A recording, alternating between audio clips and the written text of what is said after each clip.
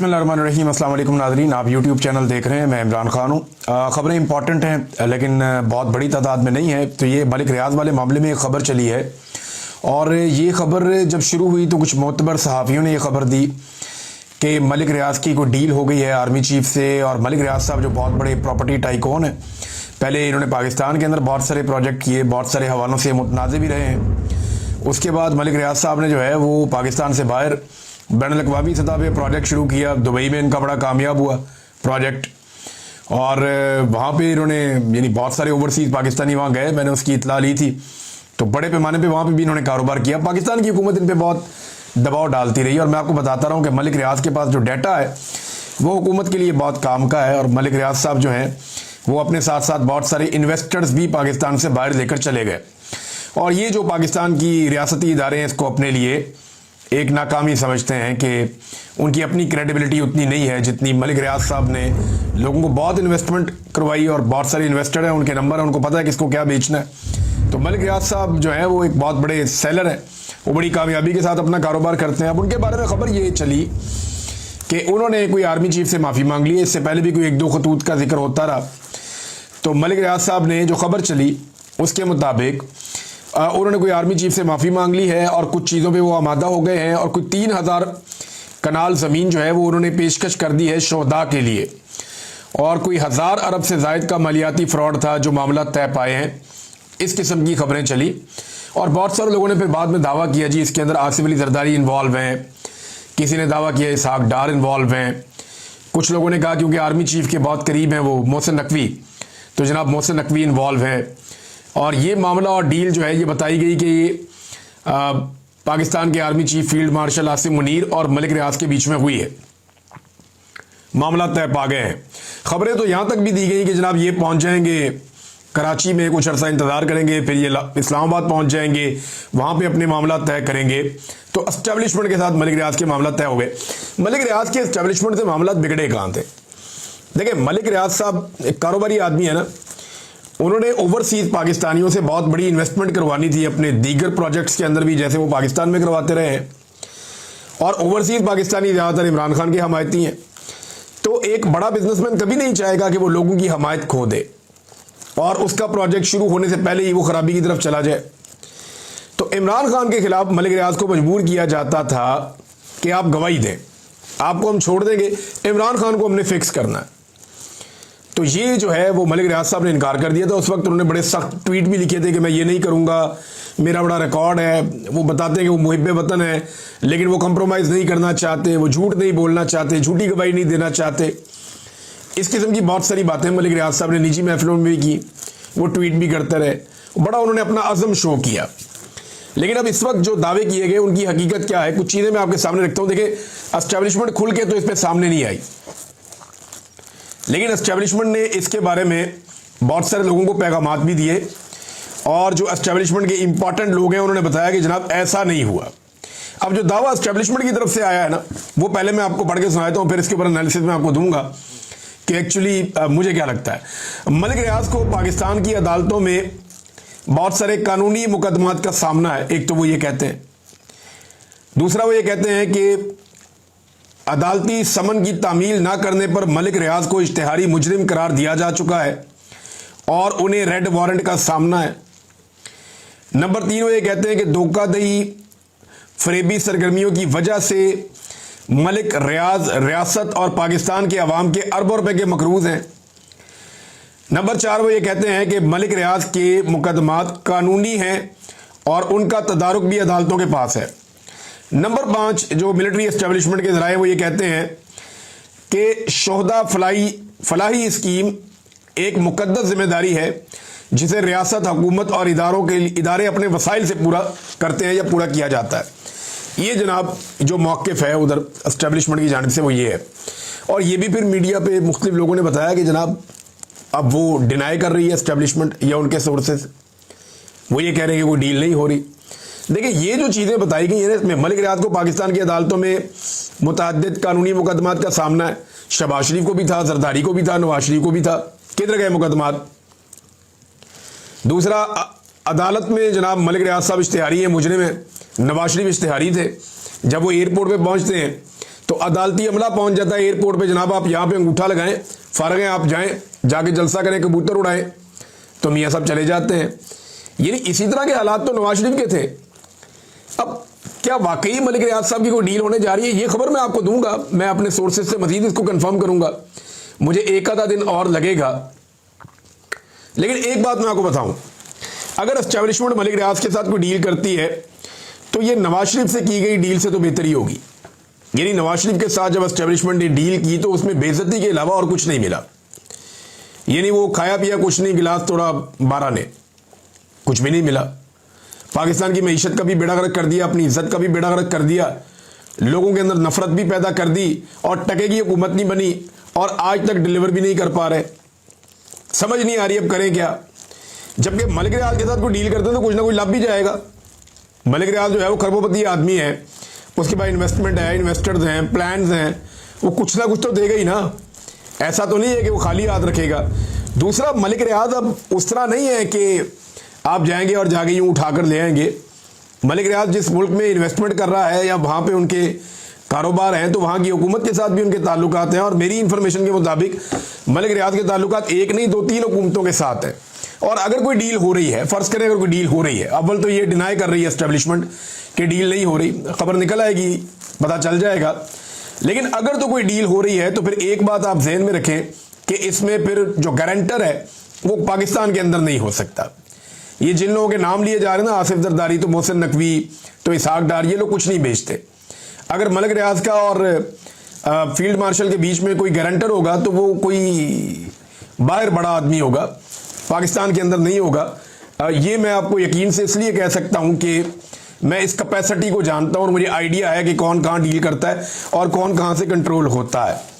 बहरहाल कोई डील है या नहीं है, एक आधे दिन में चीजें क्लियर हो जाएगी। जो सहाफियों ने खबर दी वो तो अपनी खबर के ऊपर पक्के हैं, और उनमें कुछ ने ये भी दावे कर दिए या ऐसी बातें भी कर दी कि मलिक रियाज अब गवाही देंगे जिन्हें इमरान खान के खिलाफ। वो भी कह रहे हैं, दावे कर रहे हैं लोग कि जनाब जो गवाही उन्होंने नहीं दी वो अब गवाही दे सकते हैं इमरान खान के खिलाफ अपनी जान छुड़ाने के लिए एस्टेब्लिशमेंट से।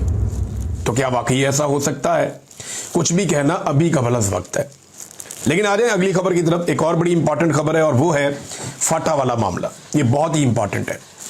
इस मामले के ऊपर पाकिस्तान तहरीक इंसाफ ने एक प्रेस कॉन्फ्रेंस भी की है और सारी तफसीलात अवाम के सामने रखी हैं।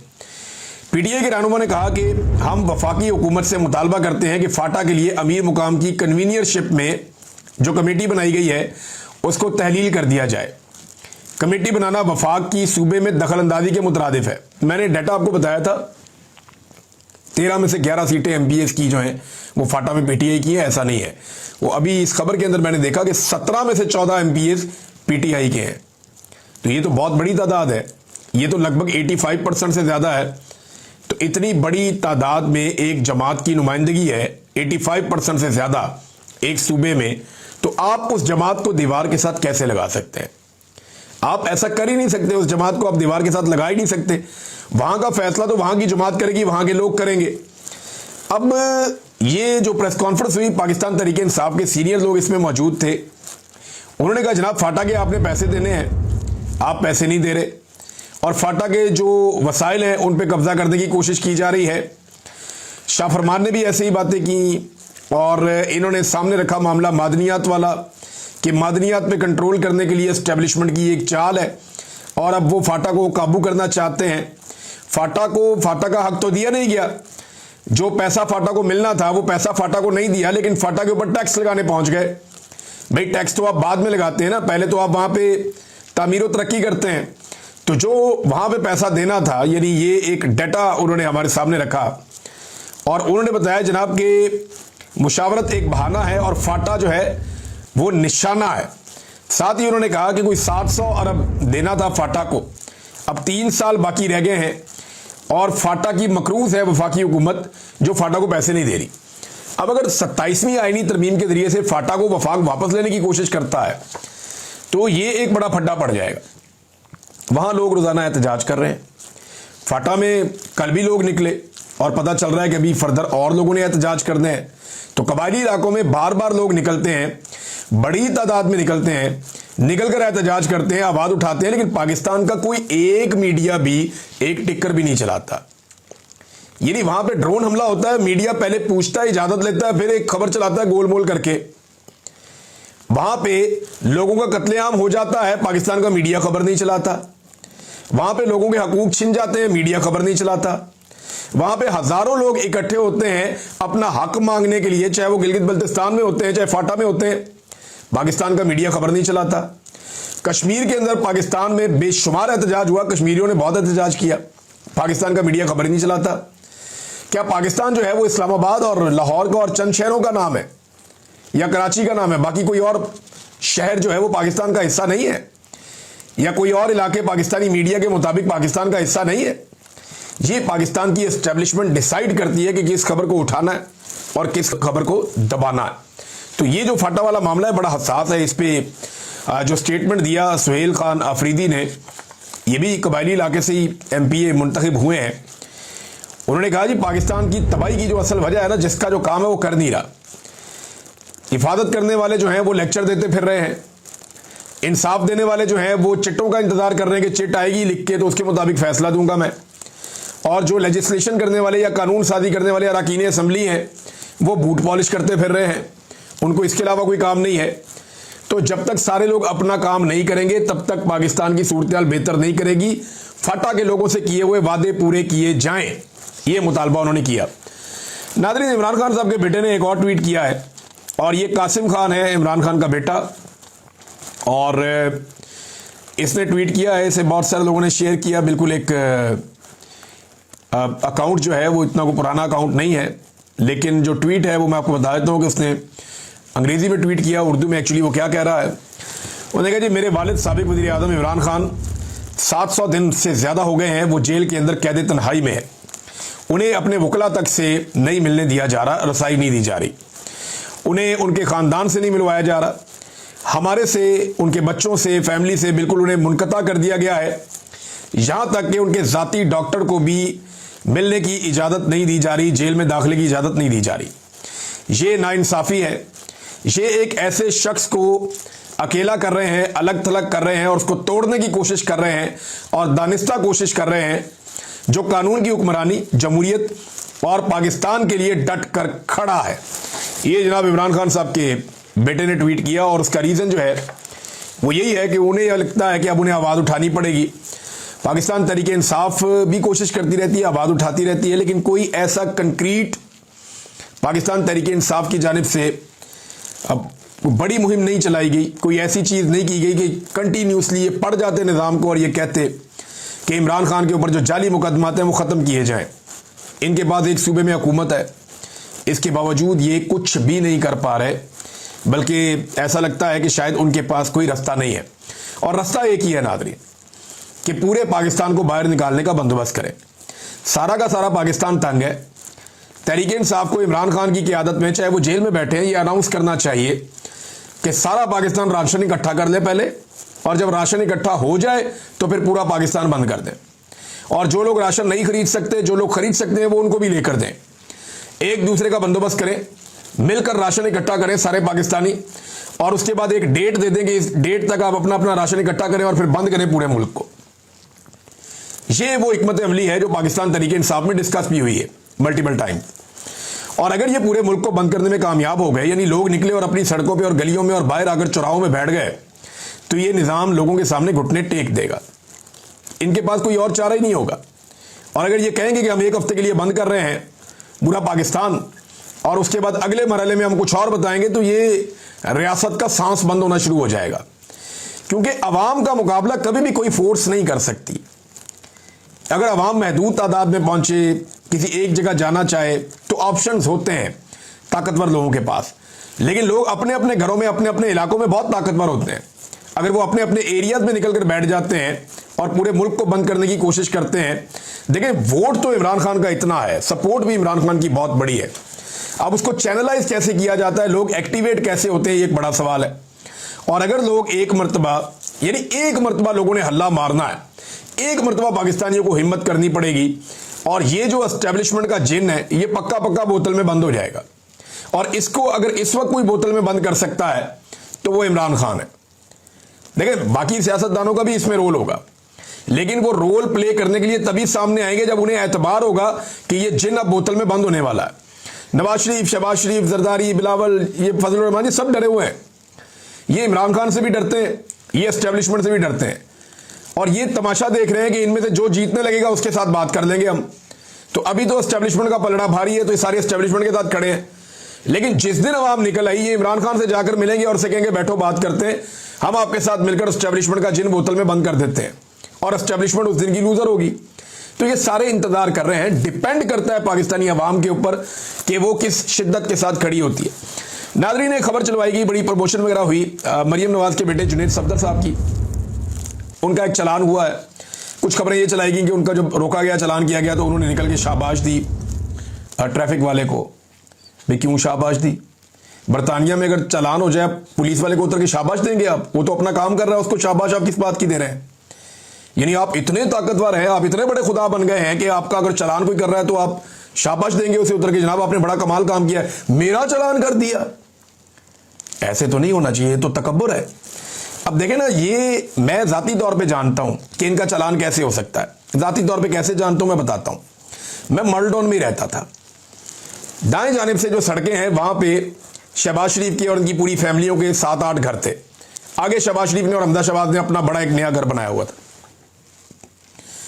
ये जहां मेरा घर था, ये वहां से गुजर के जाते थे अक्सर, और वहां जो ट्रैफिक वार्डन थे उनसे हमारा ताल्लुक था। हम उनके साथ कभी वो आ जाते थे हमारे पास, गर्मी के अंदर परेशान थे तो पानी शानी पी लेते थे, हमारे पास रुक जाते थे, और अफ्तारी देने के लिए कभी कभी हम उन्हें जाते थे वहां पे सड़क पे। तो उनसे मेरी बातचीत होती थी वार्डन से, और कई दफा जब रास्ता बंद होता था हम उनसे पूछते थे, बताते थे जनाब कोई बेगम साहबा इनकी जा रही है शॉपिंग करने के लिए। भाई इनके घरों की खवातीन शॉपिंग करने के लिए जाएं तो रास्ते बंद हो जाते थे, बच्चे कहीं पढ़ने के लिए या खेलने के लिए जाएं तो रास्ते बंद हो जाते थे, ये एयरपोर्ट के लिए निकलें तो रास्ते बंद हो जाते थे। इनको हमेशा रूट मिलता है, ऐसा नहीं है कि वजीर आला वाला या वजीर आजम वाला रूट मिलता है, लेकिन इनको रूट मिलता है कि इनकी अनाउंसमेंट होती है कि ये आ रहे हैं, लिहाजा दोनों तरफ की ट्रैफिक को थोड़ा सा मैनेज करके इनको फटाफट निकाल दें, इनको तकलीफ ना हो, तो इनका चालान होगा। वो सवाल ही पैदा नहीं होता। मैं मानता ही नहीं इस बात को, इसलिए कि मैंने अपनी आंखों के सामने देखा है सारा कुछ होते हुए। भाई अगर इतना ही इंसाफ और कानून का बुखार चढ़ा हुआ है इन्हें, तो मैं एक खबर बता देता हूं ना। ये जाली खबर चला दी कि जनाब मरियम नवाज के बेटे का चालान हो गया, कमाल इंसाफ और कानून चल रहा है जनाब पाकिस्तान में। ये देखें खबर, मैं आपको एक खबर देता हूं, इस खबर को आप देखें कि गुज़िश्ता रात एक कम उम्र ड्राइवर ने तेज रफ्तार गाड़ी से 3 लोगों को कुचल दिया था।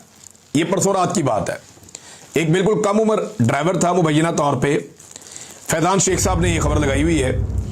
तो उनकी जो तेज रफ्तार गाड़ी थी उसने 3 लोगों को कुचल दिया था, और आज एक वीडियो उन्होंने शेयर की है जहां पे लोग एक थाने के अंदर मौजूद हैं, और थाने में आकर वो पंजाब पुलिस के एहलकारों से कह रहे हैं कि वो बच्चा किधर गया जिसने गाड़ी के नीचे कुचला था, वो किधर है। फिर वो पूछ रहे हैं जनाब कि आपने बच्चे को किधर भेज दिया।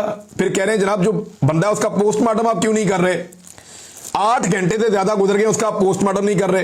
ये है पंजाब में रूल ऑफ लॉ। यानी एक तरफ वो बताना चाह रहे हैं कि ना वजीर आला के बेटे का चालान हो गया, दूसरी तरफ जो सड़क पे आदमी मारा गया उसका पोस्टमार्टम नहीं हो रहा, और जिसने मारा है वो कोई बासर आदमी है, बच्चा है, वो चला गया। ये देखें ना आप, ये थोड़ा सुन भी लें इसको। बच्चा कतल कर सकदा तो मुंह करे ना किंदे को पूछ के तुसी बच्चा कढ़िया है। ये वो पूछ रहा है पंजाबी में कि किससे पूछकर आपने वो बच्चा निकाला है। राती बंदा मारिया है, जिसने रात को बंदा मारा है।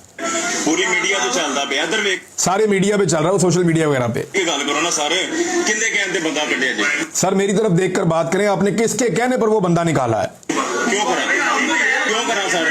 ये कैमरा आप बंद कर दे, पुलिस वाला ये कह रहा है। उसने कहा जी मैं क्यों कैमरा बंद करूं? सुबह से बंदे जलील हो रहे, पोस्टमार्टम नहीं हो रहा सर। सुबह से बंदे यहाँ पे जलील हो रहे हैं और पोस्टमार्टम नहीं हो रहा जो लाश है। पोस्टमार्टम क्यों नहीं हो रहा? पोस्टमार्टम नहीं हो रहा। पुलिस वाला कह रहा है कि जाओ यार चले जाओ इधर से। वो कह रहे हैं जी पोस्टमार्टम नहीं हुआ, क्यों नहीं कर रहे आप? टाइम देखो क्या हो रहा है, टाइम देखें क्या हो रहा है, पोस्टमार्टम नहीं कर रहे। एडे रिलैक्स जा रहे हो तुसी।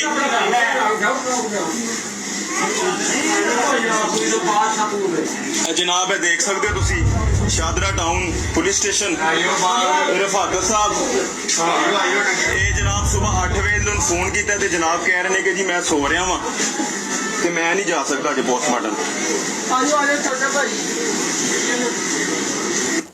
कह रहे हैं जी सुबह से इनसे राब्ते में, अब दोपहर का वक्त है, ये उधर वहाँ मौजूद थे और इनका पोस्टमार्टम नहीं हो रहा था। रूल ऑफ लॉ होता है तो फिर हर जगह पे होता है।